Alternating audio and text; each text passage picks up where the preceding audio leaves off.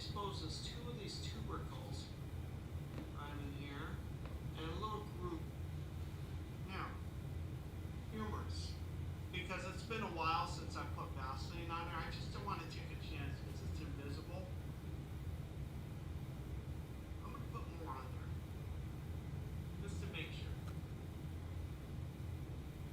I know I did it before, but I'm not 100% sure I did. I think I did.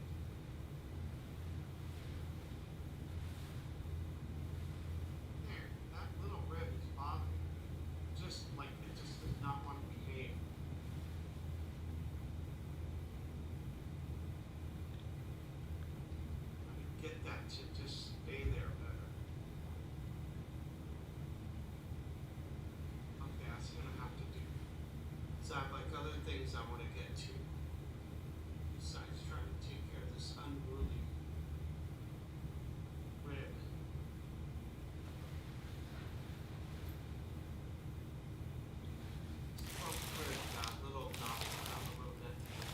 I don't mind telling you that because the same thing might be happening to you, and just fix it.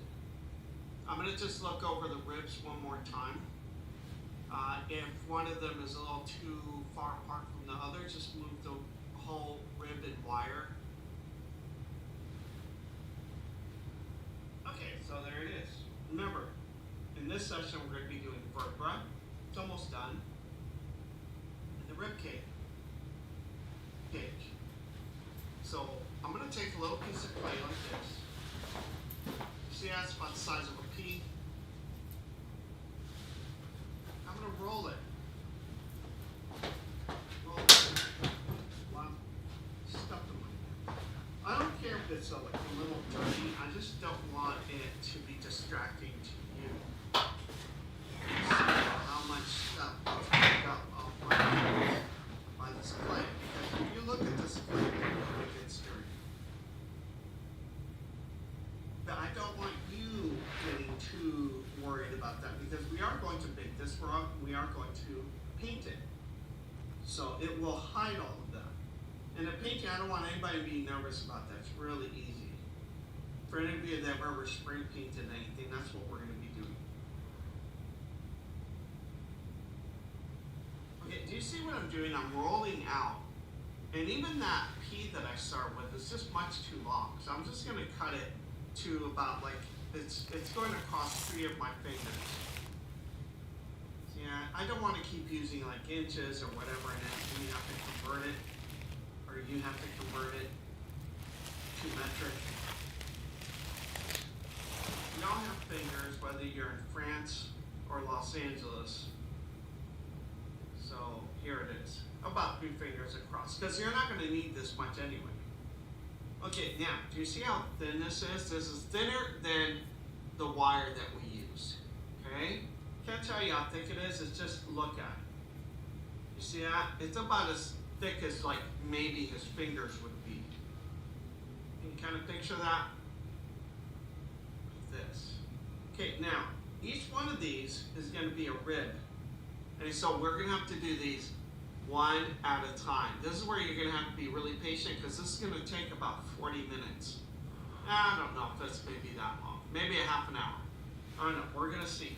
But I want you to be patient. I don't want you rushing through this. I'm going to have to rush through this because we're going to just keep the cameras rolling. But I'm going to start by doing this one very slowly because I need you to see what I'm going to do with the first one so that I can tell you, okay, I'm going to do this 11 more times. Got it? So you cut that little piece, start with a little ball, roll it out. until it's about the size of his finger.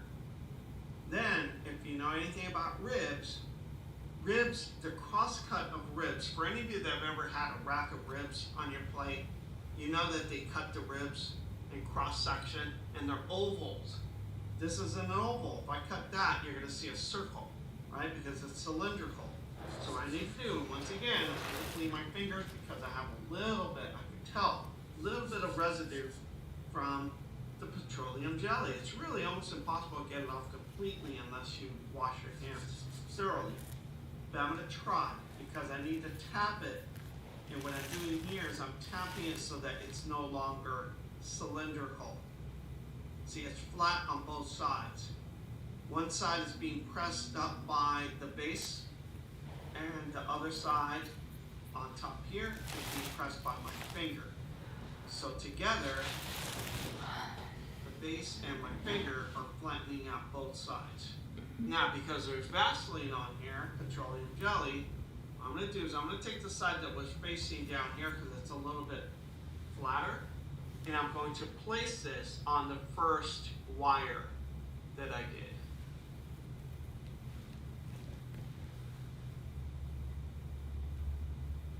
I'm going to break it off right at the chest, right at the sternum. Do you see what I just did?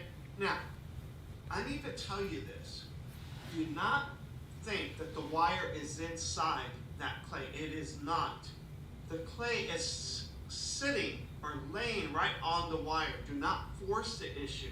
Since this side's open, I'm just going to tap it. If you were to look underneath here, if you had a little camera at the tip of my finger, you'd see the wire. This clay is sitting right on the wire. Please remember that because it's easier than you think. The only thing about this is that because there's 12 of them, it just takes a little bit of time. Okay, so you just have to be patient and just go with each one of these gets flattened. Like I said, it's going to take a little while because you can't speed this up. There's just no way of making this go faster. I'm going to speed up the film and just press forward. This one's way too short, so you can see that I start with too small. I was trying to get away with having to not do that again. Sometimes I've seen my students do this. They'll take a piece of clay and roll out a really long strip and just cut it up into little sections. You could do that. But because I have such a small surface here, and I don't want to be off camera for this big long snaky thing, I'm just going to leave it right here. And this looks pretty good. Definitely long. I'm going to do that. I know this is longer than the rib is. But I'm going to make sure that each one of these is uniform. So once you start with a certain size roll, then you have to keep it consistent so that the ribs don't look off. Big, small, small, big, medium, but big, super big. You know, you don't want that. You want them to be pretty uniform. Tap each one down. Flat side, the side that was on the board here is much nicer than what my finger was able to do.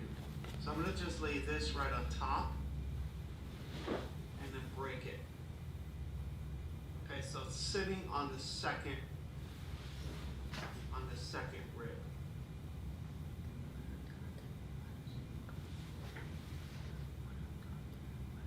It's going to test your dexterity.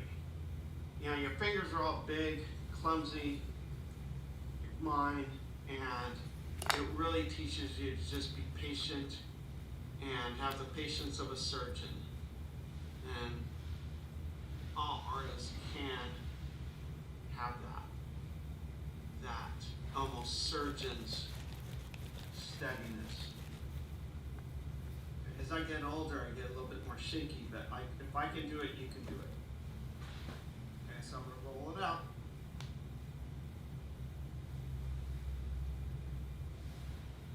It's almost like being in a pastry class. You're just rolling it out, and you're making pastries for the morning. And you tap, tap, tap, tap, tap. And It's like making cannolis and little eclairs. So there's another rib. And you'll do this 12 times. But it's going to make the rib cage look really sophisticated. Darn it to Betsy, too short. So I'm going to make sure I go longer rather than shorter.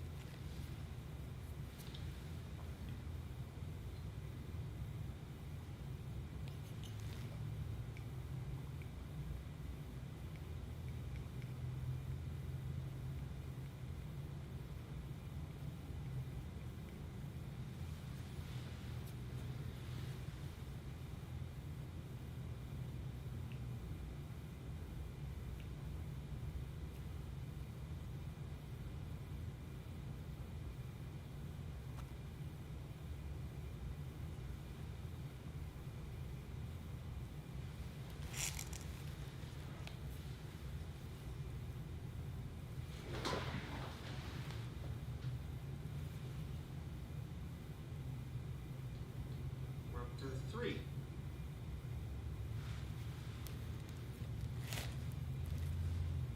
Sometimes when you look at this arm wire, you have to kind of like bend it out of the way so that you try. The only problem is like the first and the second ribs because of this support wire that's holding the arms right there. So it gets a little tricky. So if you have to do something about that, do something about that. If you think like the wire's in the way, like mine, you notice I put a dip in it, kind of bent it out of the way, then just do it. There's a lot of leeway that you could use to make this work for you. So if something's in your way, figure out a way of bending something so that it doesn't impede you. Okay? Each one of these is about 3 to 4 fingers right now. Because they're getting longer. Each rib is getting longer, if you remember, from when we made the armature wire frame just a little bit ago.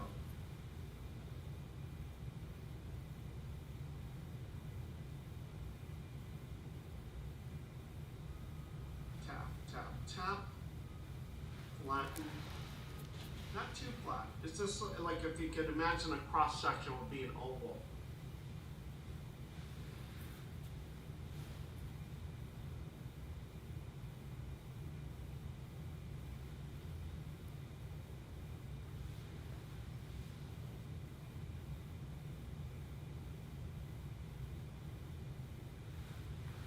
You can see that the 3-finger method, boy, it just barely made it here. So with the next one, I'm going to go a little bit longer, just to make sure I have enough. It's always easy to break it off, but as you can see, when I make this too short, then it's, I have to start it again. So I'd rather just break it off. You're not losing any clay, so don't get cheap. Use it again. So watch this. We'll make this one longer. Now look at the size ball I'm starting with, about like that.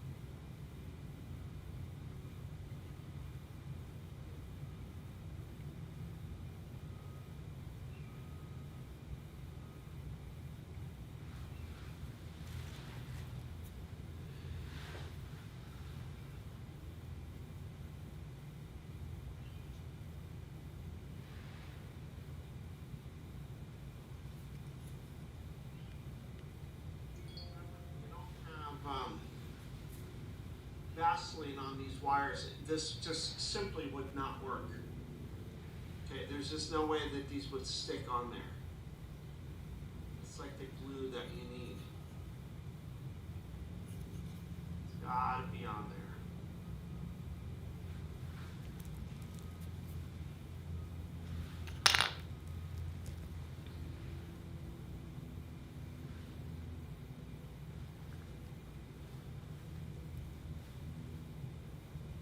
I wish there was like a little bit faster way for me to do this, but you know, this is it. This is the way I designed this at crochet, and I just want you to be patient about this.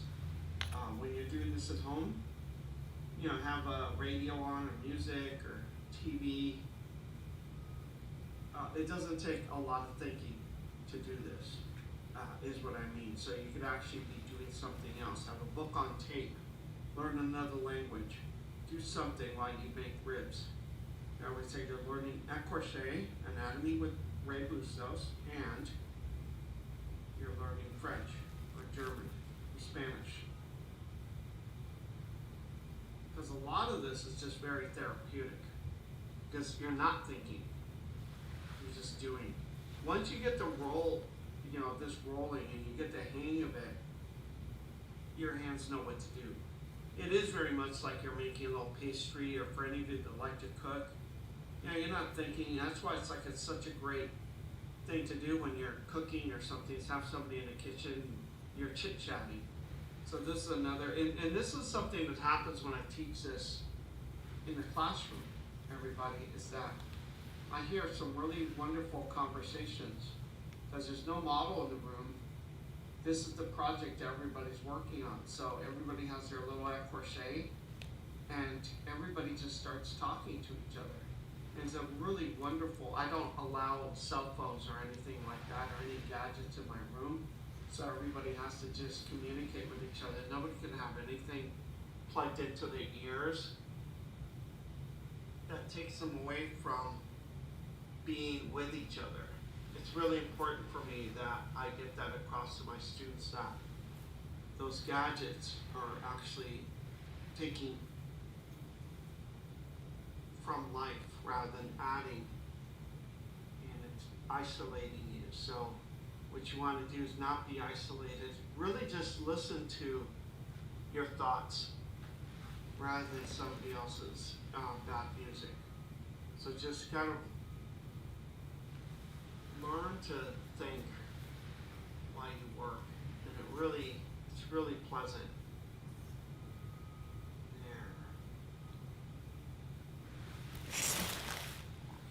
Now I'm ready for the next little rib. What I was doing, everybody, was kind of moving some of the ribs because they're getting too clumped together. And you can see that once you start putting the clay on these, that, you know, inadvertently you tap or you hit a rib wire and it moves too close to another one, and you have to just kind of make them behave again and put them where they belong.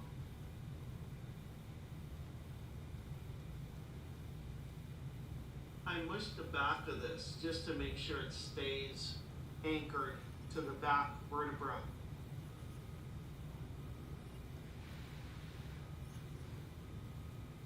One, two, three, 4, 5, 6. Got the 6th rib right in here. And then the 7th one is where all the other ribs kind of start combining. The other thing is, I know that there's like a cartilage over here, and I'm going to start trying to make it look like it changes direction. But sometimes that can be a little scary because you can mess things up. So I'm going to be really careful about that, because I don't want to do that and confuse you guys. So I want to try to keep it pretty straightforward. Okay, more ribs.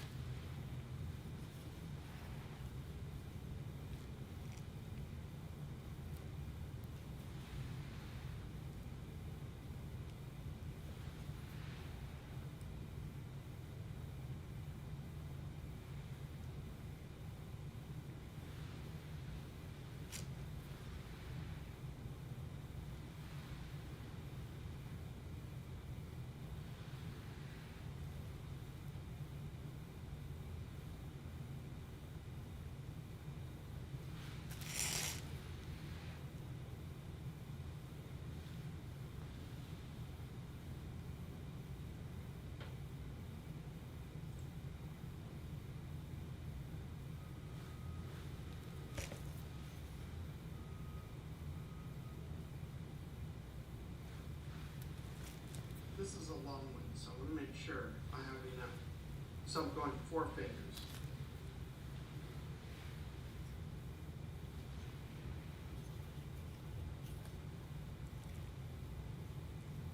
I don't want to take a chance. It's easy to break off. I just can't add to it.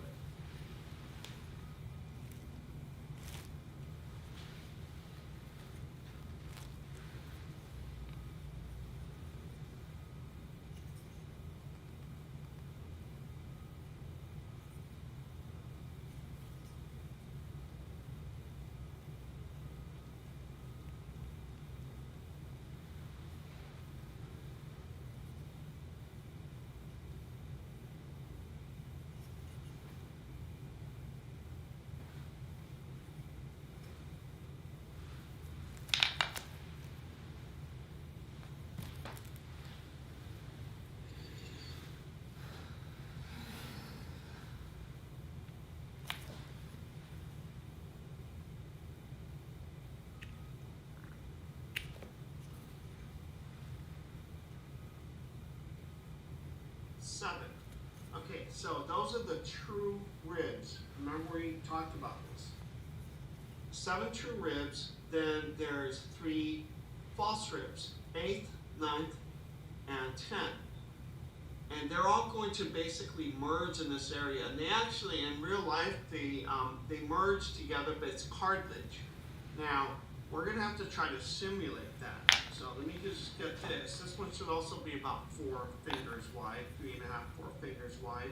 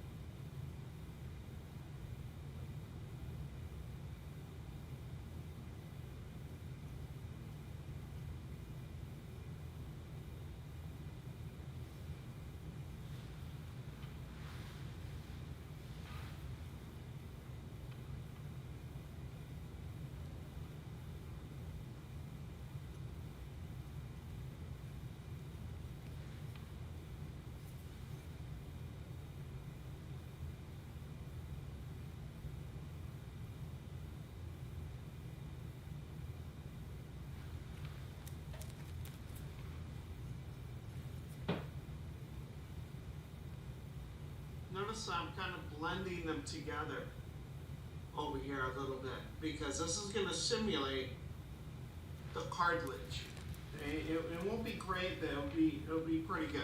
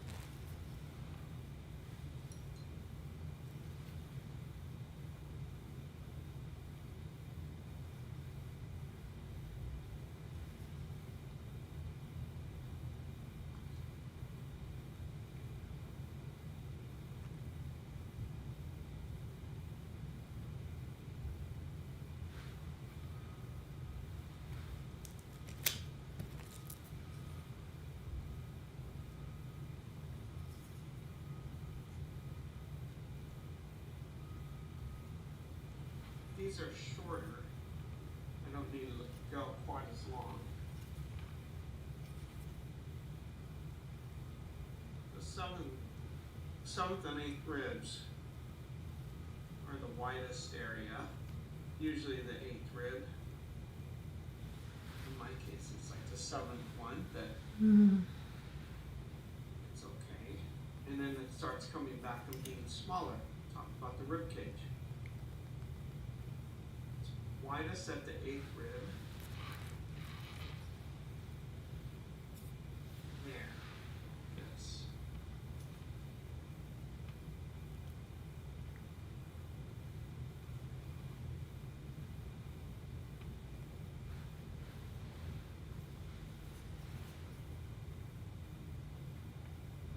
I know what I'd do without that petroleum jelly helping me stick this on there. It's even tricky with it. Without it, it would be really impossible.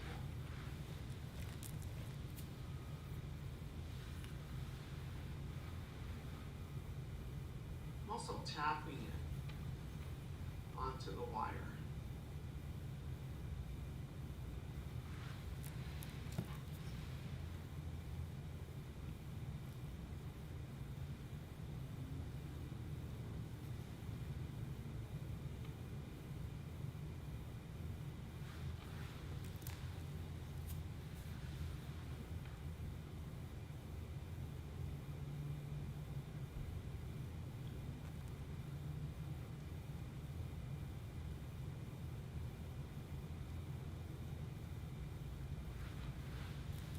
Remember the merging of ribs in this area.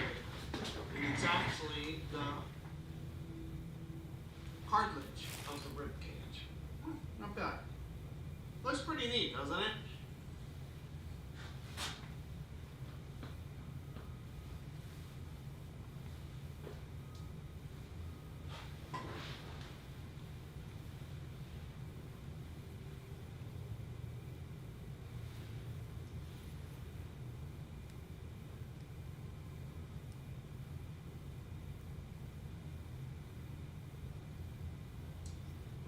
Debris stuck in there falling.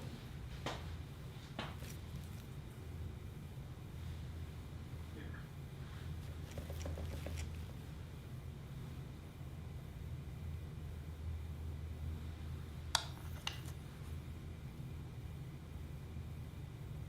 Okay, this one's a little shorter. Good.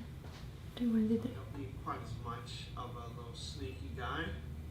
I'm going to tap it, tap it, tap it, tap it, tap it. You know, there's various ways of making crochets. This is what I came up with, and I really like this method of making a crochet. And I like the fact that you could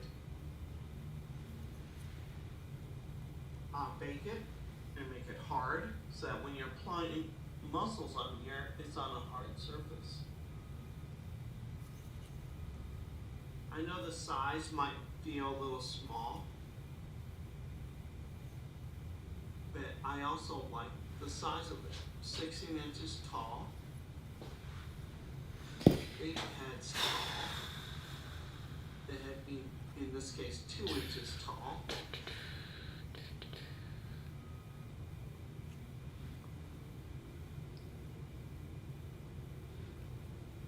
And you can see where all these kind of ribs merge and congregate, kind of melt together.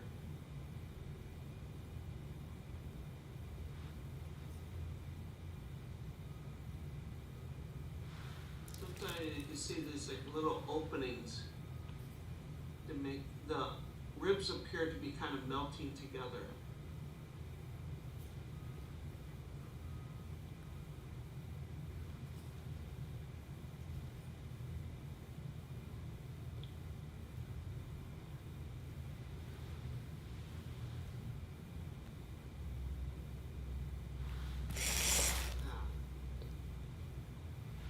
Kind of like the idea.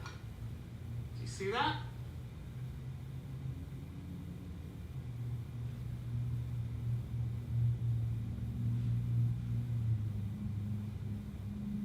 Okay, so I hope that wasn't too challenging for you. What I try to do is I try to show you simpler ways of doing things, and I'm hoping that that felt reasonable. It's never going to be super easy, but it was probably much easier, at least my students always think so, much easier than when they see the finished product. They always just like, how do you do that? How do you do this? And it's nice to see an art crochet with actual separate ribs rather than starting with a big block and just kind of carving. It's not good or bad, it's just I kind of like being able to see the rib cage like this. Alright, so now, oh, and the one thing I haven't done, and I totally forgot, we're still not finished with that. So I have a clump of clay here. The only two things I introduced is behind me I had my big clump of clay, and I just took like a meatball sized piece of clay out like this. And because I've had my clay firming up in between paper towels, this feels pretty significant now. It's nice and firm. So I still have my little floating ribs, which I almost forgot about. They're so cute. They're just in there all by themselves, waiting for a little attention. And I'm going to give it to them now. So I'm just going to take another little piece of clay. I'm going to clean this up for you. I don't want things looking unsightly. Kind of picky about that. There, I want to clean up before I have company come over, and that's you. So there it is. I'm going to make it a little smaller. Okay, flatten. Ah, it's sticking to my hand. Flatten, flatten, and let's see. I'm going to probably just leave it at this. All right. So remember the two floating ribs, the two that protect your little kidneys. One of them, the 11th rib.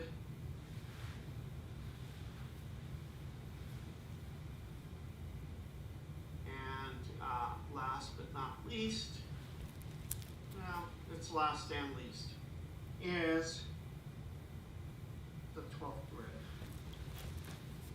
It's like a little spike.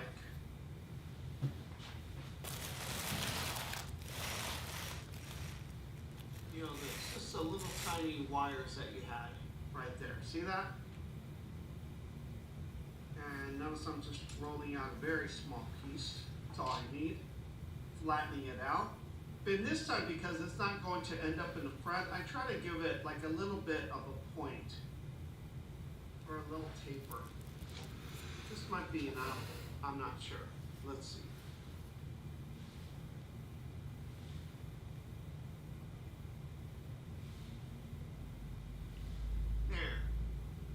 See that a little bit more clearly. Notice I didn't get too newsy about anything in the back. You might be wondering, gosh, that back is totally unfinished. You know why? Because the back is totally unfinished. I'm going to show you how to do that. And it's going to be fabulous. You're going to like it. Because again, it's going to be kind of like a cooking class. Now I'm going to show you how to do the back as if you're doing some kind of like fancy pastry.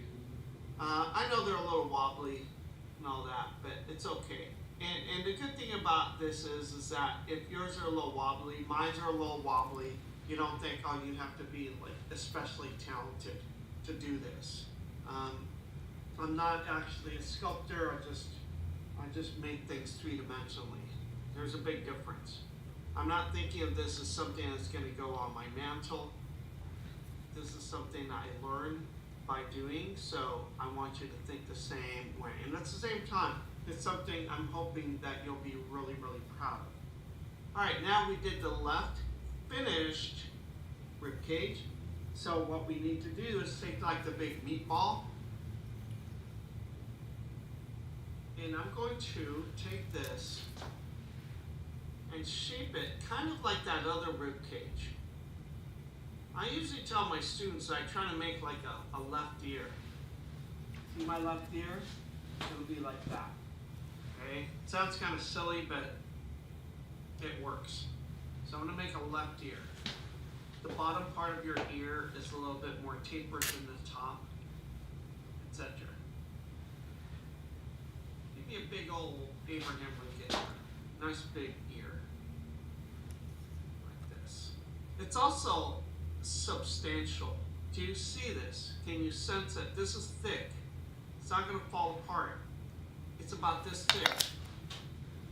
I don't want it to be too thin. Don't try to get cheap on me, because what happens is it's going to fall apart. This is the right rib cage. And we're going to do that like a shell. And what I'm going to do is I'm going to take this ear shape and turn it upside down. So hopefully this will work. A big old elephant ear kind of shape. Like this, like this, like this.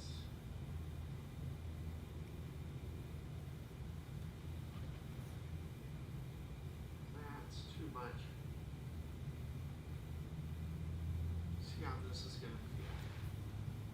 It's hard to explain, you know, the size and shape and everything. I just want you to just visualize it, because we could cut this, we could add to it, we could alter this a little bit. The back part I'm making a little bit flatter, because I want it to be stuck on the back rib cage. Now, this is really important, because we're going to be doing a shell of a rib cage on the right side. Oftentimes, a natural tendency for my students is to try to match this side. I don't want you to do that. I want you to make it smaller, because this may be too big for you to put muscles on.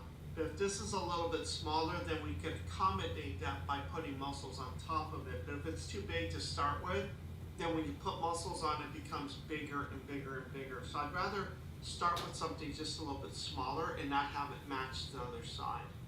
Now I'm going to put this right across here. Now watch what I do when I turn this around, because it's not done, but it's substantial. It's thick enough where I could still manipulate it. Do you see what I'm doing? Back here, I'm going to mush it. And mushing it just indicates that I am blending it into the vertebra. See, I'm really pushing my fingers into it so that it's not stuck on there. It's a part of it now.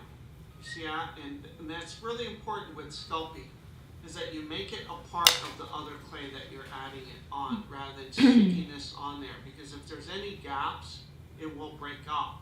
So right now, it's looking pretty good. It's thick enough where I can still go underneath this rib cage with my fingers. How can I fake it? Okay. And attach it to that front wire. Do you see what I'm doing? I'm rolling it over. I'm sticking my pinky finger, because my pinky finger is the only thing that reaches in there. Also pulling it as best I can without messing anything up. Not always possible, but we're trying really hard. Now, I'm going to take my X-Acto knife. Now, see how substantial this is? This is really big and it's thick. So I could push in and shape it from the inside and make that egg shape. Do you see what I just did? Just making like a big old egg shape. Don't worry about the shape of it or anything just right now. Talk about like the opening. Blend this in really, really good. I just hit one of these wires, one of these ribs a little too hard, discombobulated them. So I'm going to bring them back, because I didn't want to damage them, and I did. So I want to just bring this back, and same thing may happen to you. You know, your finger slip and you hit something. That's exactly what I did here. And guess what? I never breathe too hard. Everything is always okay with me. I don't let anything get me down. There. Just too many fabulous things to think about when getting frustrated. There.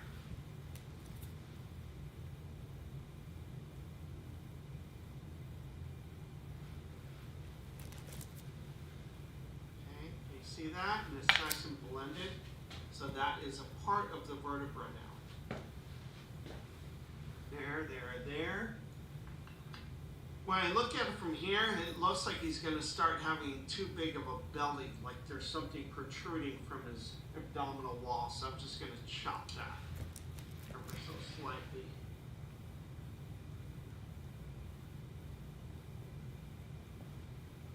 We're going to be putting a sternum on here as well.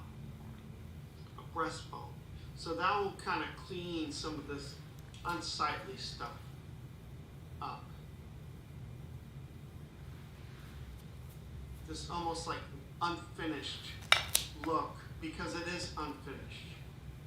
I'm also trying to pull some of this excess clay into the sternum, just to help it stay there better. Now I'm going to take my chopper and start shaping this better. See this? This is the other tool that I introduced in this session, is this. If you don't have anything like this, you can make something like this. At the hardware store, I see these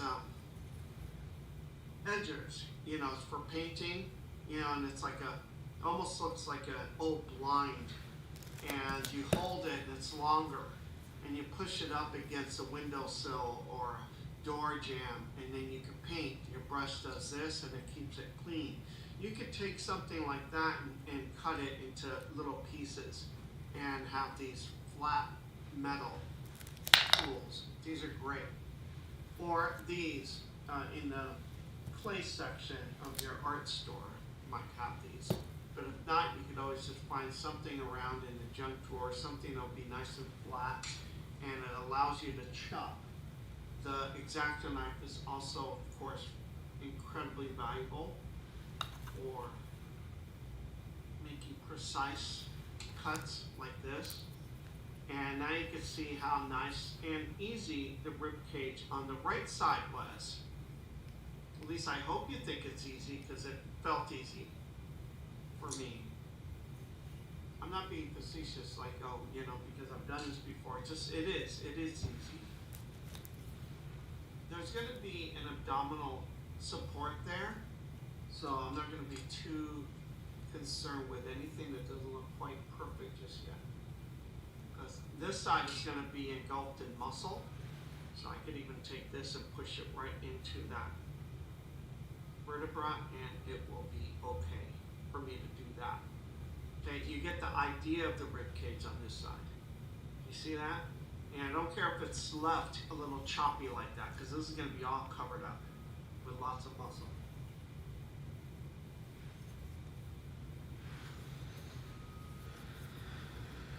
You may have been wondering about the back of the vertebra.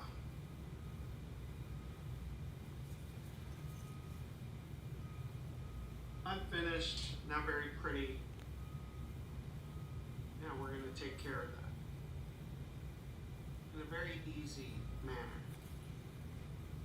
I have my roller here, but this had been already rolled out from when I was drying my clay. But what I did is I took the clay that was rolled out from the pasta maker and I doubled it up. If you don't have something like that, then you can just use any kind of roller like this. And you can see that it's about as thick as the wire is thick. Do you see that? About 1/8 of an inch thick. Something like that. Now watch what I do, because it's easy, but I don't want you thinking I'm doing anything fancy. See that? Okay, then we'll just cut it off right there. And I'll explain what I'm doing after I do it. Okay, so what I did is I took a rolled out piece. This is pretty thick. You don't want it to be any thicker than this. Even this might be a little bit too thick. Remember, I want to keep it about the same thickness as that wire is thick, about 1/8 of an inch. And this is much longer than what I need. This, you guys, is going to be the vertebra. Every once in a while, when you turn things around, you can look to see if there's anything that might look a little funny. So these ribs, you remember I hit these pretty good, so I want to fix these again and just get them back to an orderly position there. So look at the back now. So what we're going to be doing is, notice that this section here is a little bit wider than the top, but it's basically like this. Once you see the top of the vertebra there, you could chop this off as well. So is it about right? Yeah, it's about right. You don't measure, you just eyeball. So yes, now you're gonna see how cool this is. Okay, so let me turn this around. Well, you know what? I'm gonna leave it like this because that's the back is going to be the star of the show right now. I'm gonna clear all this stuff out just so that you're not distracted by my little mess here. Okay, so what I have now is this section. About 1/2 inch wide over here, about a little less than that up here. It's pretty thick. So what I do now is I lay this down. This is a tool I made with a hairpin. If you have like a store-bought tool kind of like this, that might do as well. Or a bent paper clip. But what I like about this is because it's a hairpin, it's flat wire, and that cuts a little bit better. Now, having the wider part towards me, remember the wider part is the bottom. This is the top. So the top part away from me, the bottom part closer to me, this is where we make the pastry chef kind of mark. I'm gonna move this out of the way. I'm gonna try to keep everything as clear as possible so that you're not seeing anything that might confuse you. Watch what I'm gonna do. I'm gonna dig in. I'm gonna dig in like this. And then I'm gonna pull up without breaking that. So we're gonna make these little alligator teeth kind of things. See that? Now touching the one I just made, that's gonna be a spinous process, which is part of the vertebra, the part that sticks out on the back. Sometimes on really thin people, you can see like on their backs, there's like what appears to be like a row of beads in their back. That's these guys, spinous processing. Some of you have what I call the pea pod, where part of it is open. You can see the little dot, dot, dot. Some of you have it on top, some of you in the bottom, some of you all the way up. Some of you just have a crease all the way down your back. So there's different kinds of backs, just like different kind of noses. Watch what I'm gonna do. I'm touching the one I just made, and I'm making the next one. But now remember, these are just indicated spinous processes. It's just to fool the viewer's eye into thinking that you did something that requires incredible skill. But you and I know that it's kind of like making a little pastry, a little decorative trim. You see what I'm doing? Look at that. Is that interesting? So you make these little alligator teeth kind of things by pushing, pulling up, okay? Pushing into the clay, pulling up until it creates that little tooth or cog. See that? I'm trying to keep my fingers out of the way so you can see this. But it's really quite simple. The youngest student I've had making that crochet was 9 years old. She did a great job. She loved doing this. That was a lot of fun. Everybody thinks it's a lot of fun. It's a way of fooling the viewer's eye into thinking that there's a lot more detail there than there really is. But as you can see, it's very simple. And I just go all the way up until I run out of clay. And the way I space them is I just touch the one that's right below it. So we end up with these little teeth like this, and you can see kind of what I'm trying to get to. Like that. You see that? Now, only on the left side, I take something else, whether it's the same tool or anything like this is a store-bought one. If you don't have anything like this, make it. And I don't even match them up with anything. All I do is cut. And take these little bites. Do you see that? Just keep biting into this. Bite. Bite, and etc.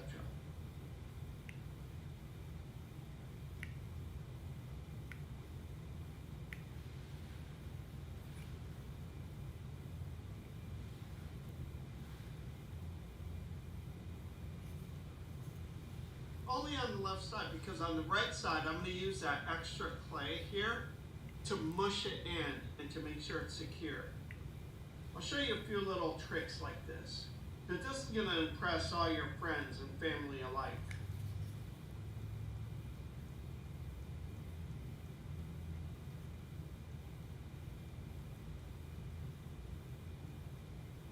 all these things, you know, you just come to from doing this for years and years. Start learning how to simplify things. Because it's not so much that this is a project I do, this is a project I get my students to do. So the way a sculptor would do it, if he was doing something for a job, very different than the way we make an crochet, because crochet is just a learning process. And that's the way you want to keep remembering this. Now take a look at this wonderful magic little thing. So I'm just going to roll that up there. I'm going to just take care of some of these like little loose ends, almost like split ends on your hair and your head. And I'm going to blend this in on the right side. See how my thumb is pressing in over here on this side? It's just a way of securing it onto the body. Keep blending, smooshing, push into it, push into it. This is not going to go anywhere. Secured, secured, secured.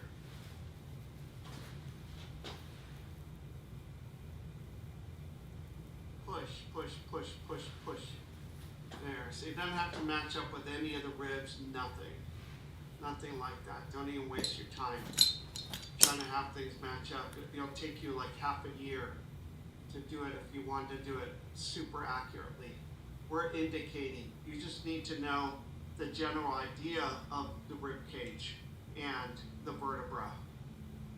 Now, to make it just a little bit more effective and to help it in staying onto the vertebra, usually I take like this little tool here, any kind of knife blade type tool, letter opener type tool, and oftentimes I just cut into each one of them like this, just to separate each one of these. This is if I want to, and sometimes just here and there because they're already pretty mushed together. Just to make the illusion more effective, sometimes I separate them. And at the same time, when I'm doing, I'm pushing it into the vertebra and getting rid of any of these little loose ends. Sometimes there's like a little what appears to be like debris.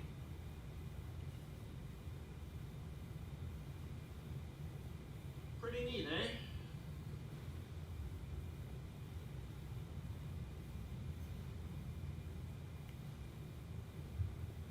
There, that little rib is bothering me. Just like it just does not want to behave.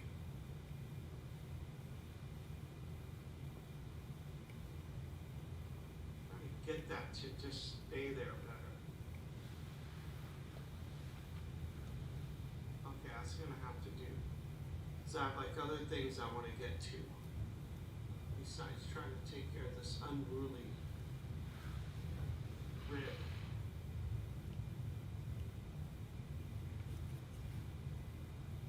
This 12th rib got a little knocked around a little bit.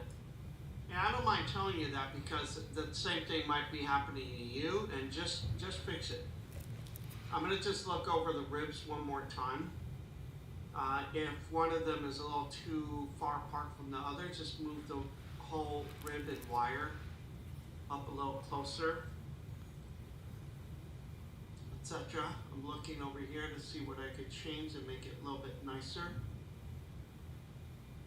Take a rounded stick. This is just something you do afterwards, and just go in between each of the ribs just a little bit, like that. Now I'm going to make what it's going to look like a little necktie, but in fact it will be the sternum, right down here to the end here. Got it? So I have that little extra piece over here, so I'm going to start with that and just use this to help me out. The sternum looks like a necktie because the necktie was designed with the sternum in mind. I don't know if you knew that. Strange but true. Somebody thought, you know, that sternum is kind of neat. Let's make an external sternum and call it a gentleman's tie. Check this out. This is the knot part of the necktie.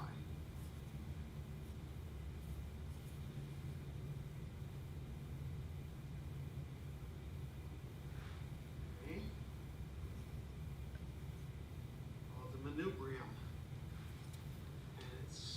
right up here.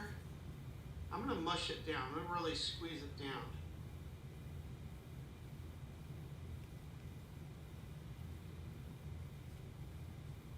I don't care about the right side because the right side is going to be the muscle side.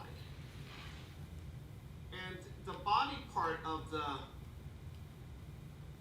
sternum, kind of wavy. Sometimes you can see this on thin models. It kind of has this wavy kind of look to it. I'm also going to indent in between the ribs again, and making it look like they're all kind of part of the same system. See what I'm doing? And then just softening it up. I just knocked one of these off the wire, so I'm going to put it back.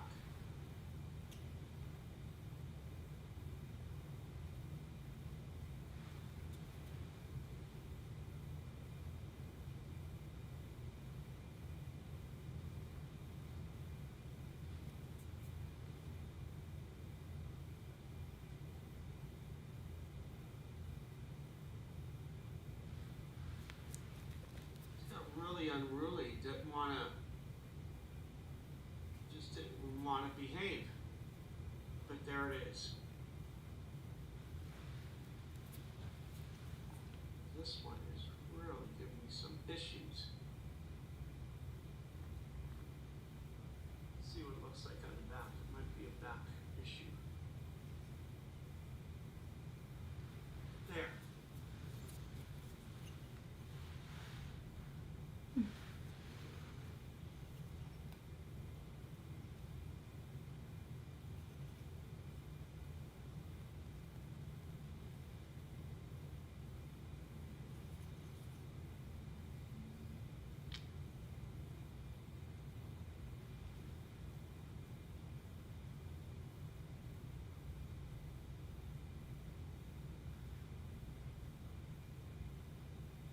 All right, let's take a look at our handiwork now before we move on. Now what we need to do is create support. Let's show this to you though. Some issues here. There. Okay, and look at that vertebra. That look neat? This looks a lot more complicated than it really is, but that'll be our little secret. All right, so now what I want to do is I want to support that abdominal cavity right in here. That opening just won't work. So what I have here is I have the clay that I've had drying out, firming up a little bit, and I could just take strips of this, making sure it's long enough.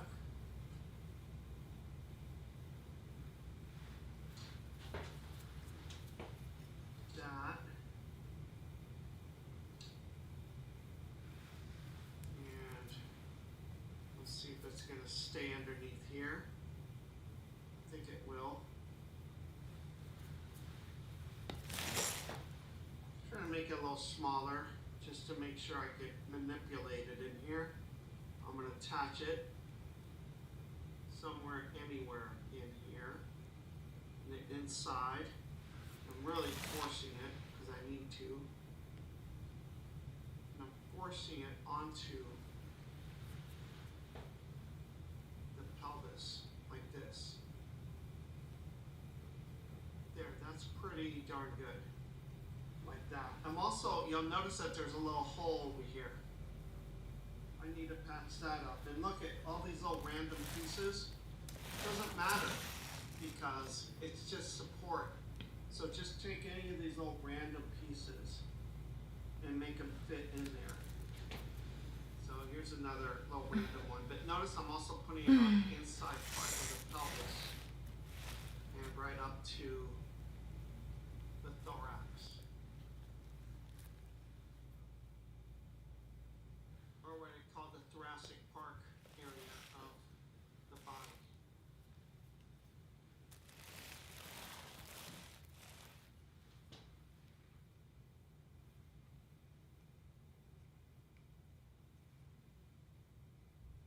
Bridge these together just so I can So when it's baked, they'll be supportive, not loose.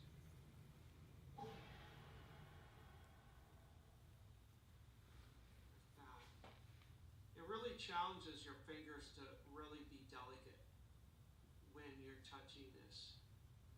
Make sure that there isn't like a big pot belly. We're going to try to keep it somewhat trim because this is just support for the muscles. It's not the muscles themselves. This isn't anything anatomical. It's support. See how nice that is though? And that's going to bake and it's going to be hard. And that's coming up in a couple of short sessions. We'll be baking. Don't go away. We'll be baking soon enough. You need to bake this in your own home oven. You don't need anything fancy. Standard size oven is fine for this project. That looks pretty good. The other thing I'm going to have you do is this. See this area between here and here? We need to fill that. So just take a clump of clay, like this.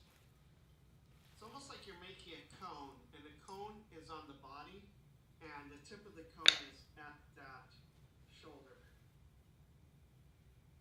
So I'm trying to blend this together. Anyway, so here it is. It's almost going to replicate the pectoral muscle. Watch. This is also the way the pectoralis major is going to appear.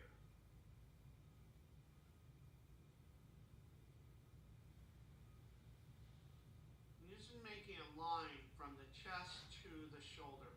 Doesn't have to be pretty, it's just support. All of this is support. So that later on when we put the muscle clay on here, if you're doing it like the way I'm doing it, you're going to be using the chocolate colored Sculpey, and we'll be doing that shortly. Before you know it, you'll be putting muscles on here. The hardest thing about this crochet, I think, is the skeleton. So know that it's not that it gets easy, but it gets, I think, easier. There, and then I'm going to do the same thing with the back side. See how like there's a big gaping hole there? Well, what I'm going to do is fill that. So I'm going to take some random pieces of my table surface here, my work surface, put these together, and do the same thing. Go from the back to that point.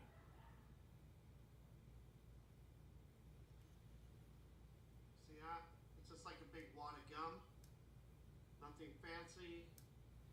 It's just support. I'm going to put this on there. And remember how thick this wall was? Now you can see why, because you really manhandle this. This is going to be handled pretty roughly, oftentimes.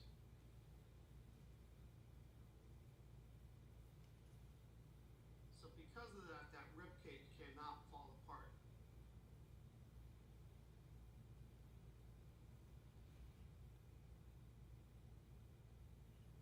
Okay, I hope you guys could see that. And I also want you to know that I wasn't doing anything too fancy.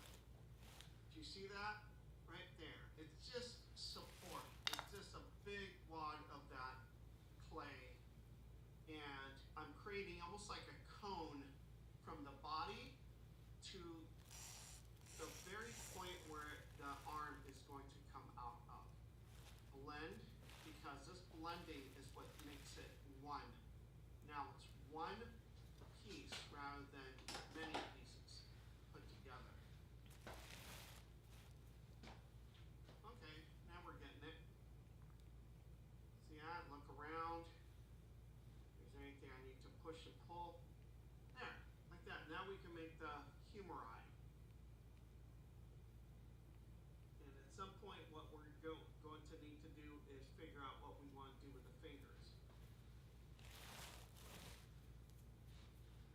I'm going to try to keep this crochet pretty straightforward. I don't want it to be too fancy because you might not learn as much if I get too crazy with the pose or whatever. I'm bringing that shoulder down to match the other one just a little bit more.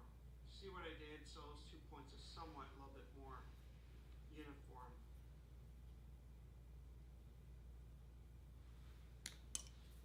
Which are really tight to the rest of the body, the chest, and the body.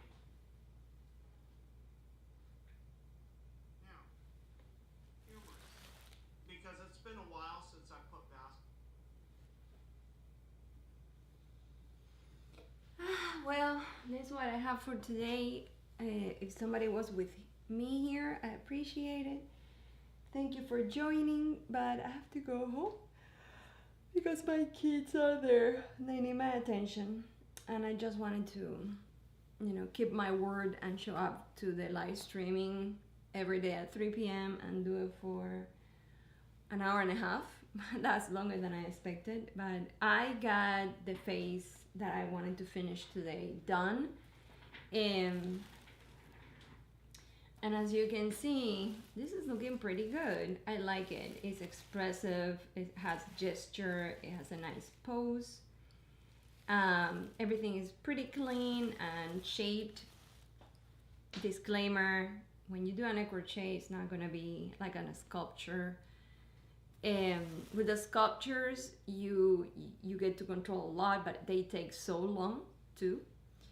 With the crochets is for you to learn and to pay attention to what is in the book and try to emulate it and notice it, but it's kind of hard to make it look really, really good. But it's just to get the basics down. So that has been achieved. I'm pretty happy with the details. It's looking pretty nice, and this is kind of better than AI because at least there's some logic to it and there's a reason why I made the choices I made. It's not just anatomical gibberish. There's a reason why. So I'm pretty happy with this so far. Let me get the camera. Look at those toes. Man, I'm so proud of my little tiny toes. Oh, so cool. So cool. And I cannot wait to have like a nice pose with the muscular arm, have like this type of pose here, holding a bowl or something. I want to make it really, really cool. And I'm very proud of myself because I've been doing it and improving upon it. So it's a nice pose. Overall, it's a nice pose with a lot of detail for sure. I love it. So thank you for watching, and I hope you will join back tomorrow if you want to work on your stuff. And it doesn't have to be art, it can be poetry, it can be whatever you want. Join in and even let me know that you're going to be working on your stuff. And if you don't want to be bothered, I won't talk to you. But if you feel like having a conversation or asking questions, I'm here for that too. It's just a space for hanging out with creative people and people of all sorts of life and to get to know new people in my life. It's an open studio for anybody to digitally walk in. Well, this is the end. Bye for today. See you tomorrow at 3 p.m. The same location.